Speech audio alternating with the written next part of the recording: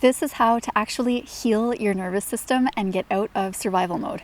I know this is a trending topic, but I've never seen any videos that share what I'm about to cover. And in my personal experience, I went from having post-traumatic stress, so my nervous system was the most dysregulated it could be, to then fully healing that and getting to a place where I'm now in complete peace with a completely regulated nervous system. And so I have a great deal of personal experience that I'm going to share in this video on how to actually heal your nervous system, especially if you've been through trauma, which most of us have at some point. And I'm going to go a bit into that and how we all have experienced different things that, of course, even if it's not us personally, generationally, we see that trauma gets passed through the DNA from our ancestors. And so there's stuff within us that needs to actually get healed in order for us to heal the nervous system. And that's what we're going to get into today. So there are 3 things to do, and these 3 things don't need to be done in order. So I'm going to list them out as 1, 2, 3 linearly, but you could do them in the different order. So you could do 3, 2, 1, or you could do 2, 1, 3, whatever order they're going to be done in. These are the 3 things to heal your nervous system. And when I say heal, I mean actually getting to the root and healing. And so the first thing I'll talk about, which again, this doesn't have to be done in this specific order, but one of the 3 things is to get into a space of safety. And this can be physical safety, so to live somewhere that feels safe and that is safe. This can be in relationships. If you're in a toxic or unhealthy relationship, especially if it could get dangerous, then it makes sense that your nervous system is dysregulated because your nervous system is alerting you to a real tangible threat. And this can even be in the workplace because money is our biggest source of survival in this current society. The way that we live, we depend on money in order to have a safe place to live, and food and shelter and everything that we rely on for our physical safety can be tied to money. And so if you're at a job that feels like a really toxic environment where you don't feel safe or secure in that job, then of course it makes sense that your nervous system is dysregulated because your main source of security and safety is at risk. So this is something that has to be addressed in order to fully heal the nervous system, is finding a source of income that feels safe. And this can take time if you're in a situation that's not like this. And so just giving yourself the time and patience to move through this, but just recognizing that this is one of the most important things to do in order to actually heal your nervous system is to actually be safe. And then the number 2 thing is to actually heal from whatever you may have been through. So depending on different things that may have happened in your life, you could be experiencing post-traumatic stress. Different things that have happened in life may have been traumatic, and you might be in survival mode, which can be fight, flight, freeze, fawn, because your body may still be carrying some of that trauma, and so your nervous system is dysregulated. And in the next step, we're going to get into a little bit more about the brain and the amygdala and how that all contributes to the nervous system and why it's dysregulated. So make sure you stick around for step number 3, because then we'll really get into the science around actually healing the nervous system. But depending on what you've been through, it's possible that you could have a form of PTSD or CPTSD. So especially if you grew up in an unhealthy environment or you experienced any form of abuse or bullying growing up, or even neglect. So even emotional neglect as a child, if you didn't get your emotional needs met and you experienced any form of neglect, that can actually create CPTSD, and it's actually quite common. And so even if you don't think that you would be diagnosed with PTSD or CPTSD, you still could be experiencing some of these symptoms. And neglect is a form of trauma. So if you experienced any form of neglect, even emotional neglect as a child, that is a trauma that registers in the body, and especially in the developing brain and our nervous system.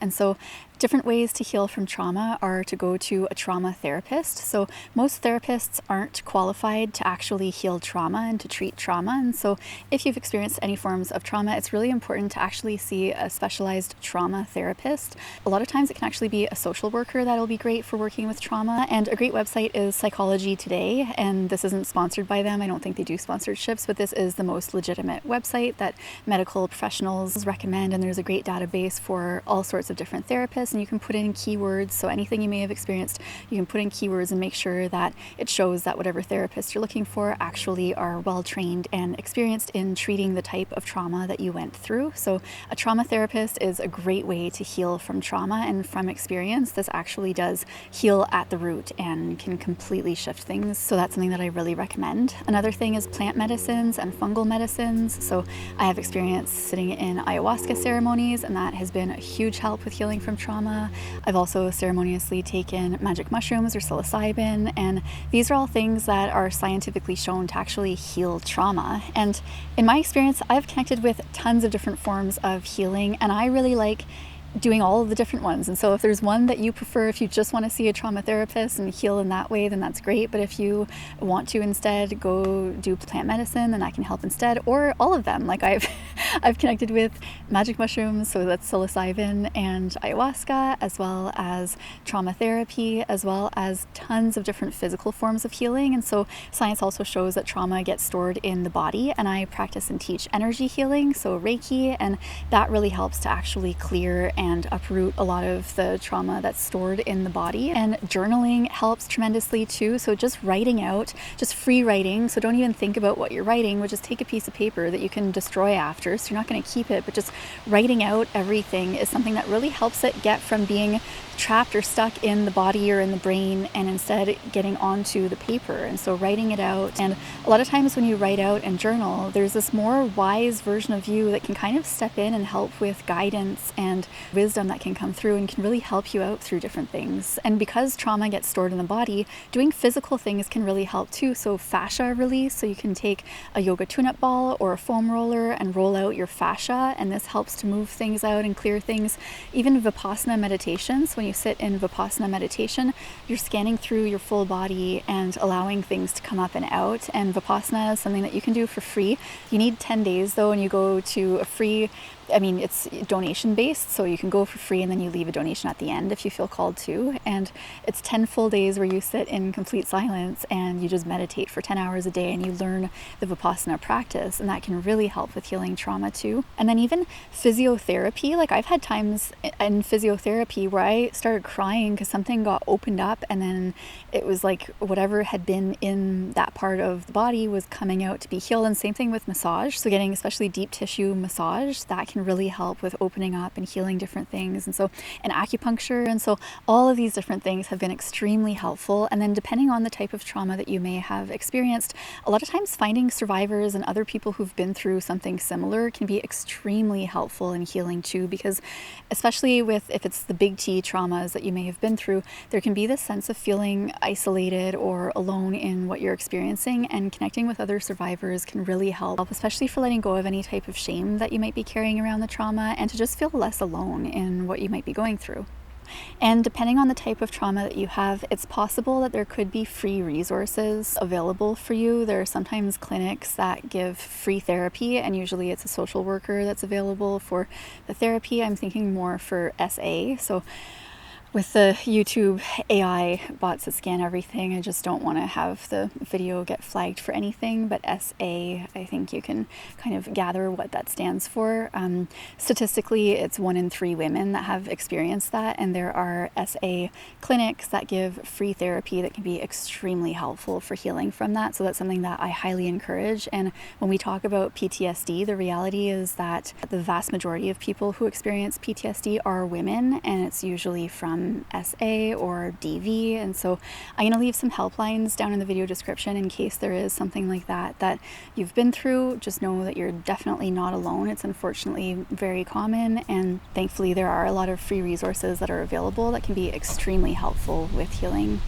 So I'll put some links to helplines down below, but it would be best to just look online in your specific area for clinics that offer free therapy and resources that can help you. And even if you haven't personally gone through trauma, it's very likely that at least one of your ancestors has, and science shows that trauma gets passed down to us through our DNA. And so a lot of us are carrying ancestral or generational trauma, and this is something that I made a separate YouTube video on healing your DNA, which I'll link up here and down in the video description, that can give some insights and different things and ways that you can actually move through some of that energy and let it come up and out and let it go and really heal from what you might be carrying through your lineage.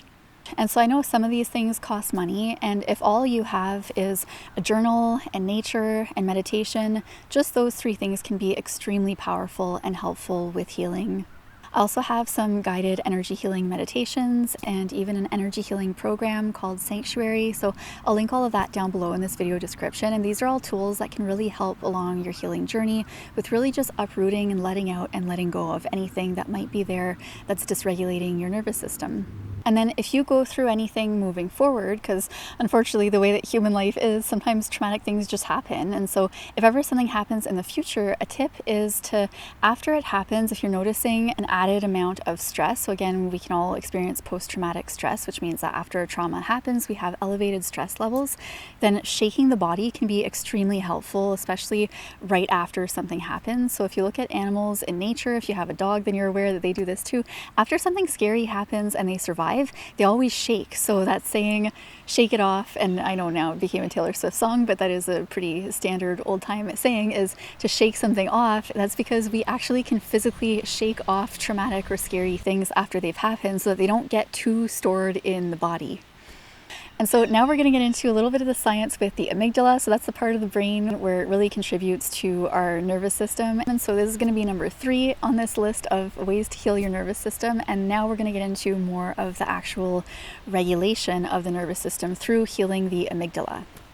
So the amygdala is the survival part of the brain. It's the more animalistic part, and this is where when something happens that's triggering, you will go into survival mode, which could be fight, flight, freeze, or fawn. So if you're not too familiar with fawn, it's what a lot of children and women go into when we've experienced trauma, and it's more like people pleasing, and this is something that is extremely helpful for us to survive, especially because size-wise, we typically are smaller than men, who are often the ones creating the trauma that we don't feel safe with. And so I'm not saying every time, but statistically it usually is men who do things that traumatize women. And so for a lot of women, we get into the fawn mode, and for a lot of children as well, they get into the fawn mode because, again, the size, they're smaller. And so if that's something you're not super familiar with, then maybe look into that a little bit more if you think you might have some of these fawn responses, to understand that some things that you do are actually trauma responses. And anyways, sometimes it's the fight mode. So if something happens where you're triggered and you get into fight, you can sometimes feel like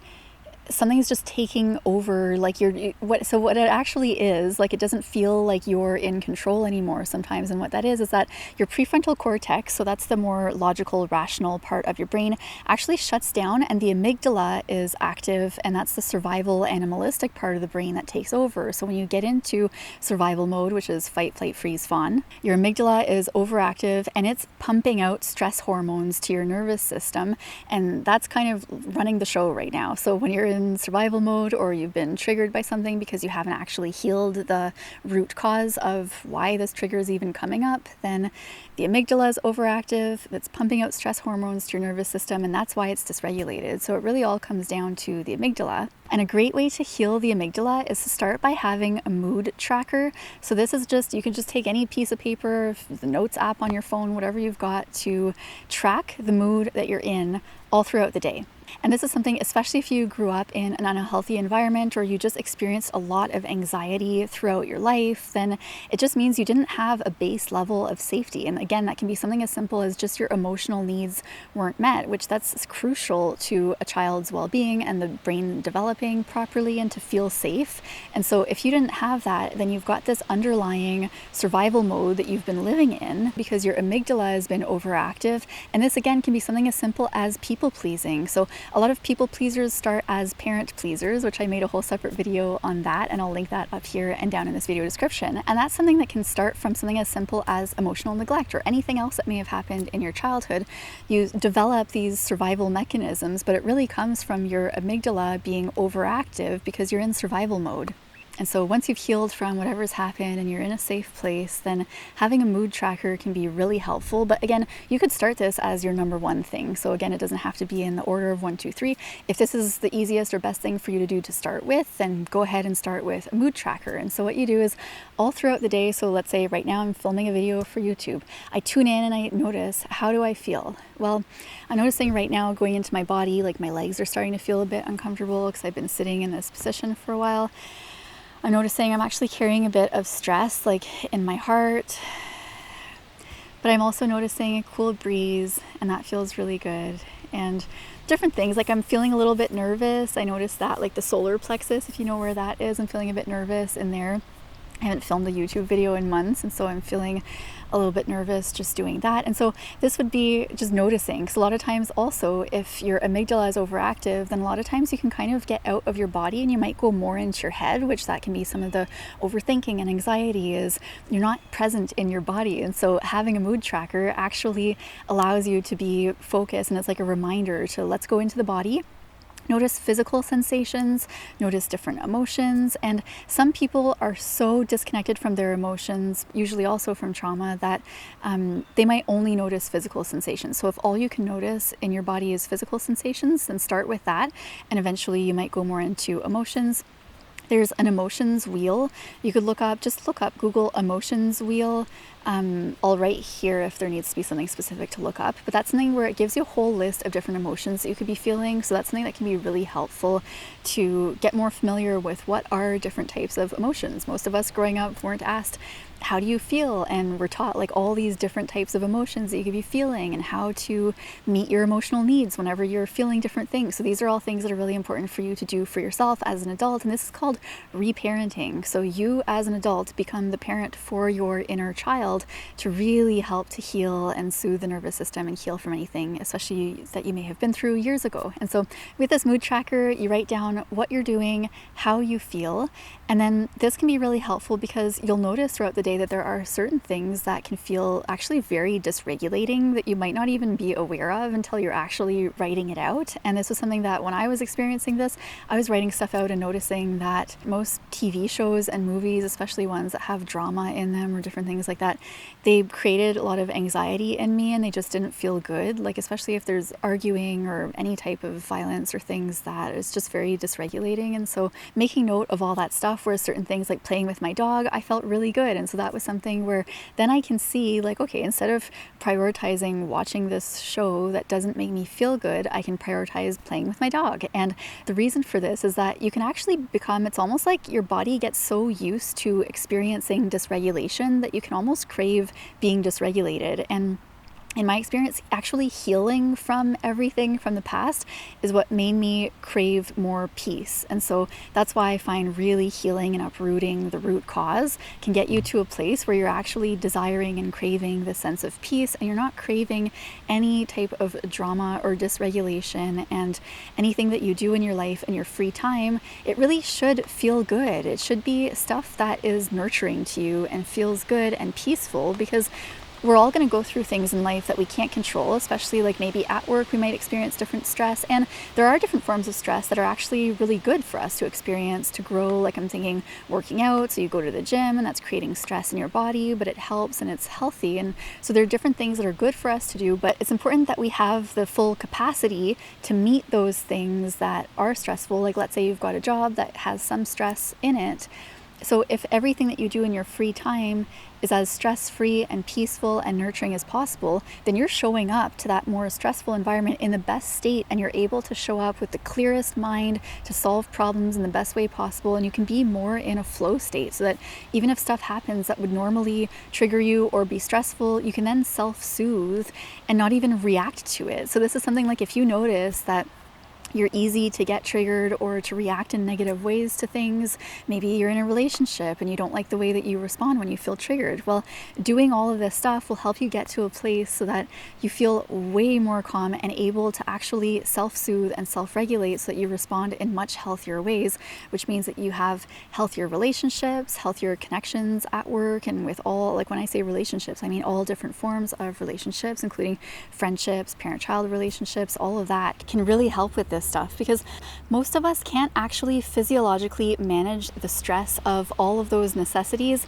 plus the stress that we might be placing onto ourselves in our free time. So things like social media or just different TV shows and movies or whatever else you might be doing in your free time that's actually not really healthy for you, that's just compounding the stress, so that whenever you have things like if you're a parent and you've got something going on with your child, or if you're in a romantic relationship, or if you've got a friendship or a work relationship or situation at work, like most of us just can't manage all of the stress from all of that and actually be doing well. And so if you choose that in all of your free time, especially after having this mood tracker where you really diligently take note of how you feel doing every single thing, if you prioritize in your free time to only do things that bring about peace, then this can actually heal your amygdala and get you out of survival mode.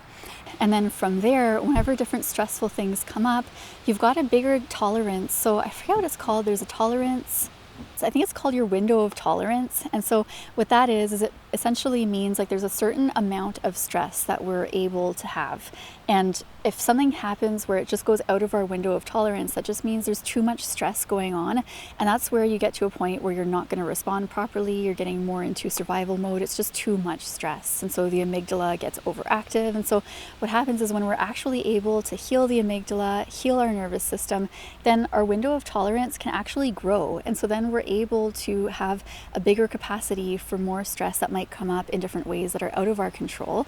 And whenever that stress comes up, this is where we need to practice the nervous system regulation tools. So a lot of the stuff you might have seen already online with healing the nervous system or regulating the nervous system, it's really just these tools. This is more of what you do once, this is after you've actually healed the nervous system and the underlying root cause, then you're able to actually practice these nervous system regulating tools and they'll actually be effective.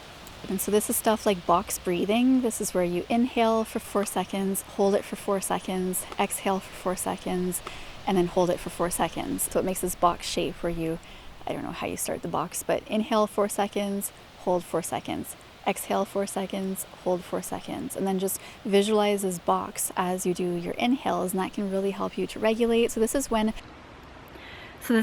something might happen that could be triggering or could bring about stress. Instead of just responding unconsciously, now because you've widened your window of tolerance through everything else that we talked about in this video, you're able to practice these different self-soothing and self-regulating tools to be able to then respond in a much healthier way. And if you do everything in this video, or at least some of them, then you'll have a pretty good chance of actually healing your nervous system and completely getting out of survival mode. And I'm also available to work one-on-one with me, so I do energy healing and some coaching and guidance. I've also got a free chakra balancing meditation and a free school community that you can join to connect with other people on this journey. So thank you so much for being here. If you liked this video, then you'll probably like this one. And if you like this video, then please give it a thumbs up. If you've got anything else that's worked for you or anything that you'd like to share, I'd love to read your comments. And thanks again for being here. May you be happy, healthy, and free. Bye.